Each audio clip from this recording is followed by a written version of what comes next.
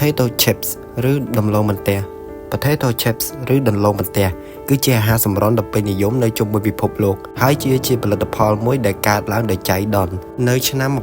1853ដែលបរិមម្នាក់មានឈ្មោះថា George Crew កាលនោះមាននៅភ្ញៀវដែលជាអ្នកមានទូធាម្នាក់បានចូលមកហាងលំដាប់របស់ George Crew បានកំងនៅដំឡូងបំពងនៅពេលដែលដំឡូងបំពងនោះបានទៅដល់ភ្ញៀវនោះហើយភ្ញៀវនោះតែងតែឲ្យចុងភៅនោះបដូរដំឡូងនេះជានិច្ចព្រោះថាវាធំនិងទន់ពេករីឯលោក George Crew ក៏ចេះតែបដូរទៅអស់ជាច្រើនដងតែនៅតែមិនពេញចិត្តលោក George Crew ខឹងពេកគាត់ក៏កាត់ដំឡូងនោះឲ្យស្ដើងបំផុតរួចដាក់បំពងម្ដងហើយម្ដងទៀតរហូតដល់ដំឡូងនោះទៅជាស្រួយរឹងរួចគាត់រោយអំបិលនៅលើដំឡូងនោះគាត់បានរំពឹងថាភ្ញៀវម្នាក់នោះនឹងមិនពេញចិត្តនៅដំឡូងមួយនេះទេប៉ុន្តែផ្ទុយទៅវិញភ្ញៀវនោះបែរជាពេញចិត្តហើយក៏កំងម្ដងទៀតរួចភ្ញៀវជាច្រើននៅក្នុងហាងនោះក៏កំងនៅមុខម្ហូបនេះដែររួចបានល្បីល្បាញពាសពេញទីក្រុង Saratoga Springs New York រហូតសាយភាយពេញពិភពលោករួចក៏មានក្រុមហ៊ុនជាច្រើនបានបង្កើតនៅដំឡូងបំពងនេះមានរសជាតិថ្មីជាច្រើនរួចក្លាយជាដំឡូងបន្ទះដែលយើងស្គាល់សពថ្ងៃនេះ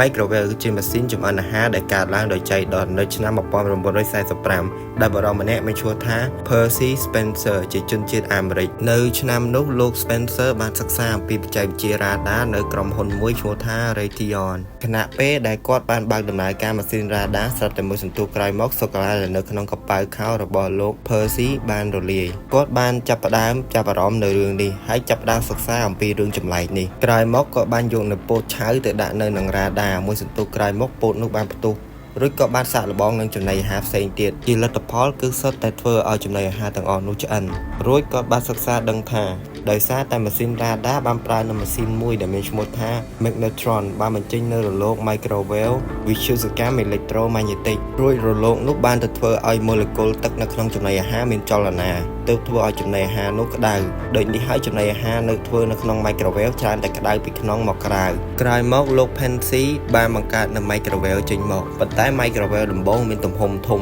និងថ្លៃរហូតក្រោយមក Microwave ត្រូវបានកែប្រែតូច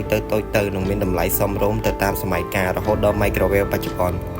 បងបិទដំបៅឬ Bandage ឬបងបិទដំបៅគឺជាផលិតផលដែលកើតឡើងដោយចៃដន្យដែលបរិមម្នាក់មានឈ្មោះថា Early Dixon នៅឆ្នាំ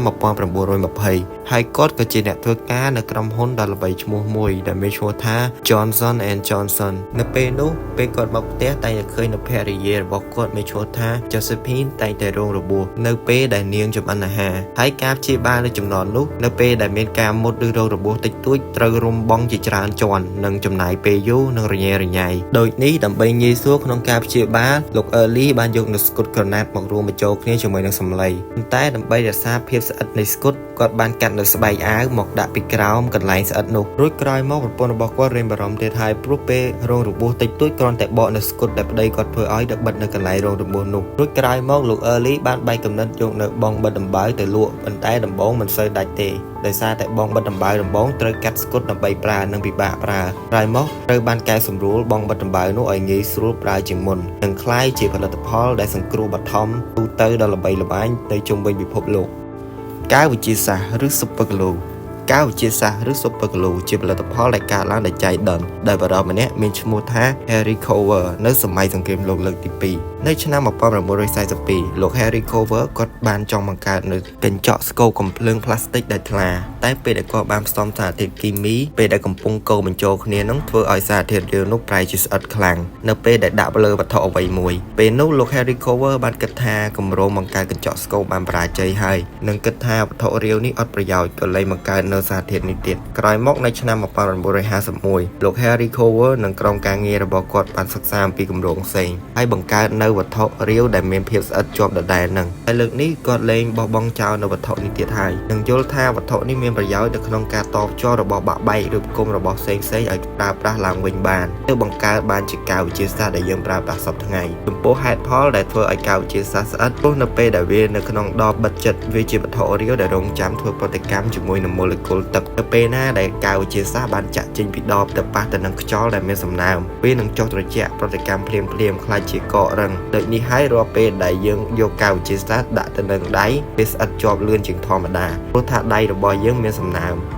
កញ្ចក់សុវត្ថិភាពឬ safety glass ឬកញ្ចក់សុវត្ថិភាព គឺជាផលិតផលដែលកើតឡើងដោយចៃដន្យនៅឆ្នាំ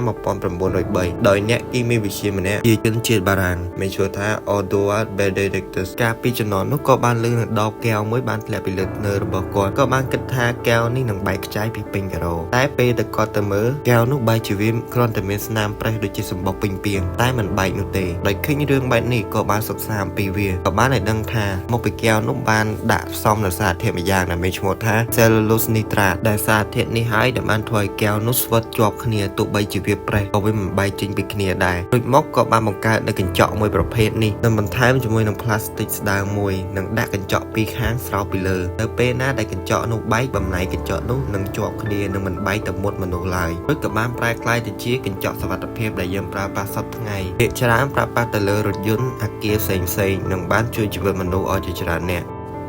X-ray X-ray ជាម៉ាស៊ីនស្កេនគ្រឿងខ្នងដែលកើតឡើងដោយចៃដន្យនៅឆ្នាំ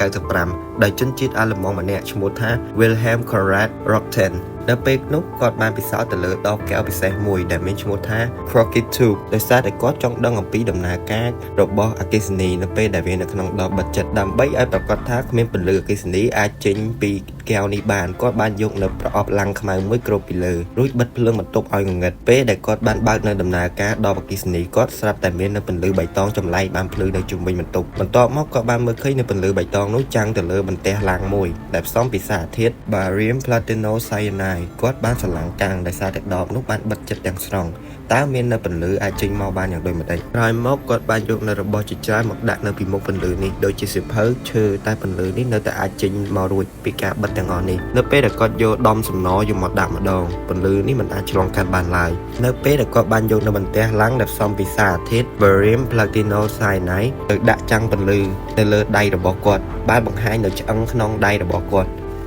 ដែលនៅហុំព័ទ្ធដោយស្រមោលនៃស្បែកដៃរបស់គាត់ហើយក៏បានដាក់ឈ្មោះឲ្យពន្លឺនេះថា X-ray X មានន័យថា unknown ឬមិនអាចបកស្រាយបានក្រោយមកហេតុផលដែលធ្វើឲ្យពន្លឺនេះបានមើលឃើញឆ្អឹងត្រូវបានបកស្រាយដោយពន្លឺ X-ray បានបាញ់ចេញនៅពន្លឺ electromagnetic radiation ដែលអាចបាញ់ទម្លុះសាច់ចេញទៅលើក្រដាសបង្ហាញជាស្រមោលរីឯឆ្អឹងបានបិទនៅពន្លឺនេះនឹងមិនអាចឲ្យចេញបានច្រើនទើបកើតជាពន្លឺពណ៌សដែលជាឆ្អឹងបន្ទាប់មក X-ray បានក្លាយទៅជាឧបករណ៍ពេទ្យដ៏សំខាន់មួយនៅពេលបច្ចុប្បន្នដែលជួយគ្រូពេទ្យឲ្យអាចដឹងនៅកន្លែងដែលខូចខាតនៅក្នុងរាងកាយមនុស្សដែលមិនចាំបាច់វះកាត់